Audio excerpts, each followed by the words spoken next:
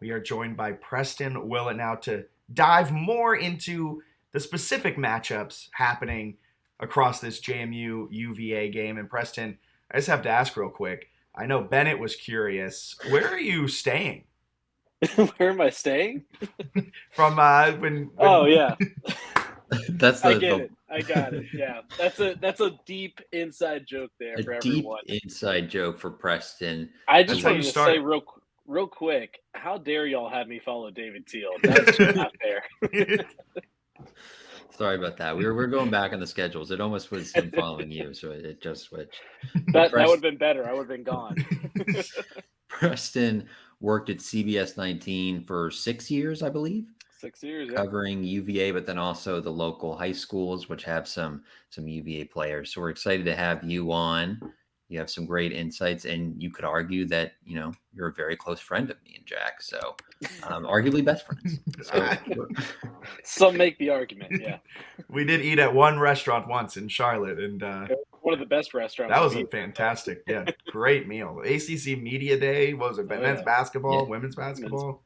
One of the in between, yeah. Yeah, something. A good time. But we've got UVA JMU. We're excited about it. I think the one question I have that really stands out is that Malachi Fields, wide receiver for UVA, local kid. I think he played quarterback, if I'm not mistaken, in high school, but he's like 6'4", 220. He can fly, looked great against Tennessee. Seems like a matchup nightmare. What can you tell us about the UVA wide receiver? Well, he can now put a sentence together. I interviewed him the first time his sophomore year, as his first start at quarterback for Monticello High School, which just down the road from UVA in Charlottesville. And he couldn't put more than one or two words together. And I joked with him a couple of weeks ago in fall camp about it. And he was like, yeah, everyone, still calling me like, it's good or whatever, something like that. But he's a great young guy. Known him for a long time. But yeah, gosh, I mean, the guy looks like an NFL wide receiver, doesn't he? 6'4", 220. And you're watching that Tennessee game, you're just like throwing the ball. Like, I know Tennessee's got some great defensive players out there, but just throw it up for him. Like, just see what he can do. And, at times, obviously, the offensive line didn't allow for that to happen. So it'd be interesting to see. But it's been a long kind of journey for him. The UVA offer was kind of a surprise towards the end there. He played quarterback all 4 years of high school and, eventually got on and, played receiver at UVA. I think Marcus Hakens actually is the one that kind of discovered him there in town and eventually gave him that offer to go to UVA. But yeah, really, really good guy with a really good future ahead. So is Fields at this point the emergency quarterback in case anything happens with the quarterback situation for UVA at this point? Or I don't know if I'd go that far. They got a couple walk-ons and whatnot behind him. It's not great. One of their other scholarship quarterbacks got switched to safety. Another scholarship quarterback got switched to wide receiver. So they really just cut down that quarterback room. Kind of a tough timing for that with Musket a little banged up. We've talked, I think, with Greg Medea a little bit about Tony Musket. We did not talk a lot about Calandria, Anthony. That was our mistake. That was our mistake on it. We should have foreseen this. Well, let's make up for that mistake. I think we could have maybe foreseen it given UVA's offensive line struggles. Musket, I feel like, was honestly impressive. He didn't get hurt until that late in the game. He was taking so many hits. But Calandria, I know they like his moxie. And what can you tell us about him as a true freshman? Yeah, moxie, Florida swagger. Yeah. They use all those kind of adjectives about him. I mean, he kind of like, I don't know if I just watched that Johnny Manziel documentary. It kind of reminds me a little bit of that. Hopefully not the off the field stuff, but that's a whole other issue. But yeah, it kind of reminds me of that. And he's a super confident guy, and the thing they say is like he came in, he had a handshake with everyone on the team, but they keep using these words like he was pushing Tony Musket, and he had a great spring game, and he's really kind of come in and learned the offense pretty quickly. And I wouldn't take much what we saw in that little cameo against Tennessee. Like, they're already getting pounded by that defensive line. The offensive line couldn't block for much. And I think Calandria, they like him a lot. He's got some potential. That spring game, gosh, did you see it? He had some of that potential. But, playing in a Division I college football game, that's a whole other story. But he's an interesting guy because, undersized, a little smaller, doesn't weigh that much. But, he's got moxie. That word, here we go back to that word. And I think he's good enough to start at this level, but I think they would rather have Tony Muskett out there, especially because some of the throws that we saw from Tony Muskett last week, when he had more than 2 seconds, to actually throw the ball. Yeah, the group that's tasked with defending whoever or protecting whoever is back there at quarterback, what is the thing that kind of makes them not great at the sport of football? I don't think you could have worded that any better, Jack.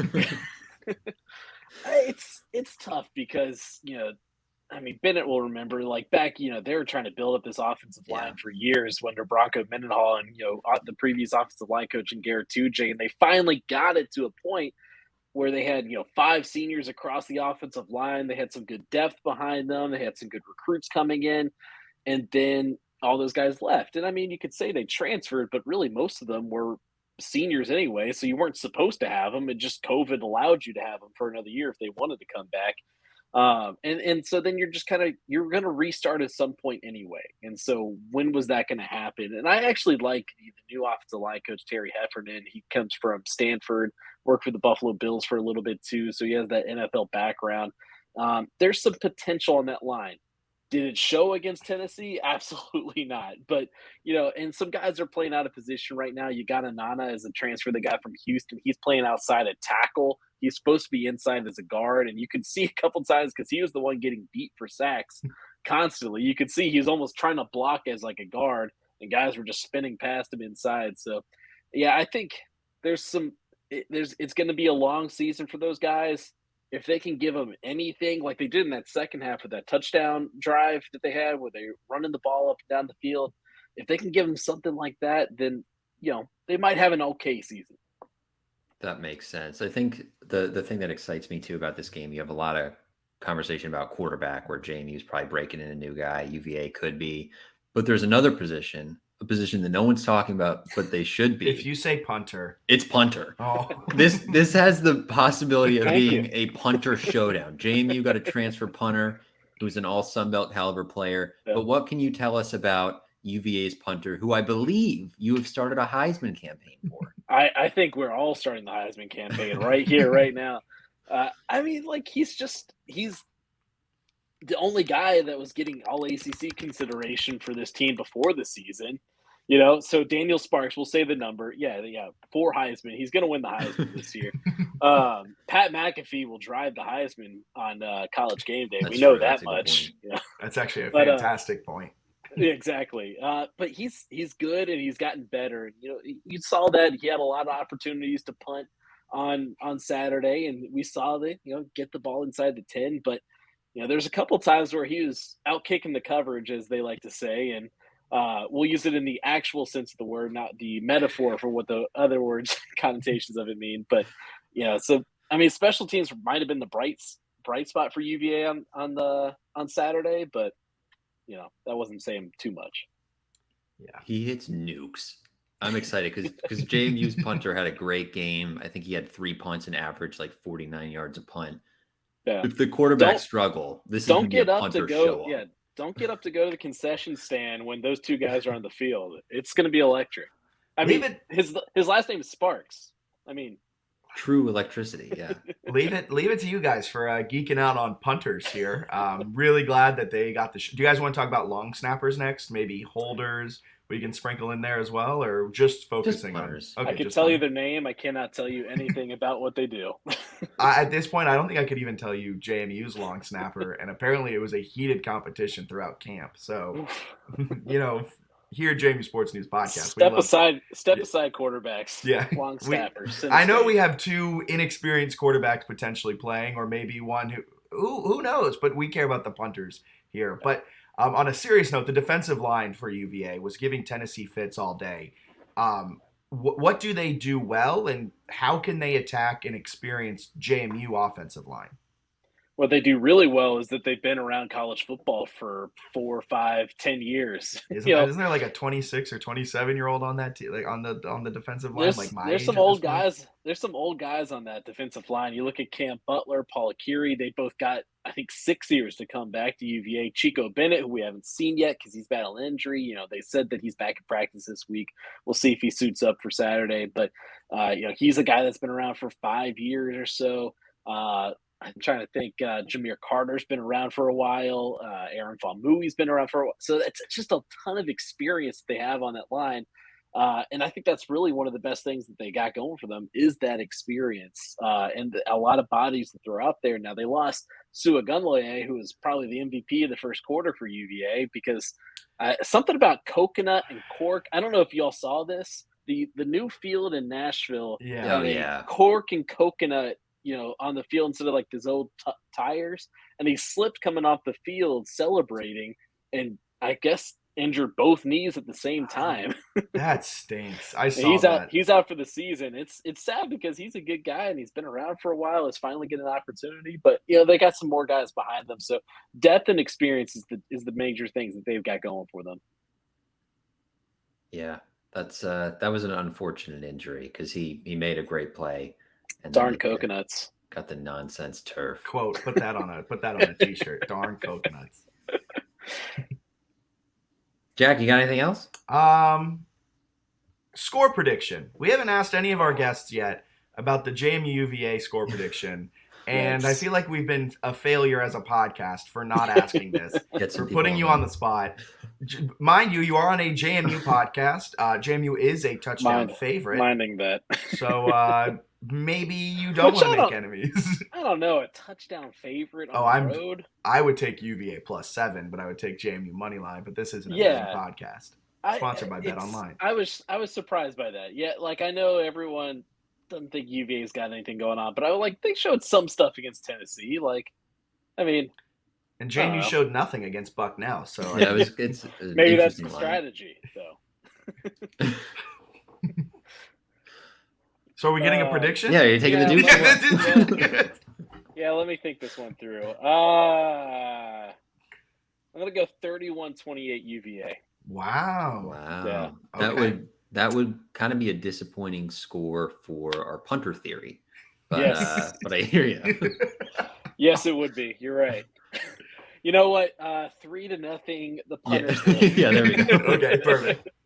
The punter actually kicks the field goal.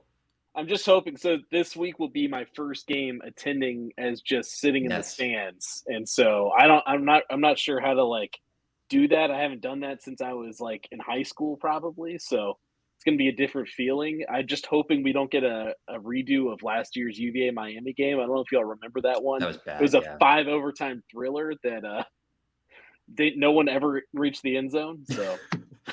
14-12. What I guess there are a bunch of 2-point conversions when you get into the later overtimes or whatever it was. There was 1 2-point conversion. Okay. Yeah. Mostly field goals. It was mostly, I think, was it 3 overtimes or is it 2 overtimes for field goals? All I know is that highlight package. We got to know the overtime rules, guys, just in case. That highlight package must have been elite. It's bad. The comment section, they do ACC or whoever, they always do those condensed game highlights. They're 20 minutes long. I've watched that one. The comments are very good. It actually turned out to be long at first when I was sitting down to cut it together. And then I was just what am I doing? No one wants to see this. Let's just cut and get to the good part at the end. The only part I remember is I was on the opposite side and having to sprint down the sideline when they're changing over, going into the whatever overtime to get a new battery because we've been out there forever. Man.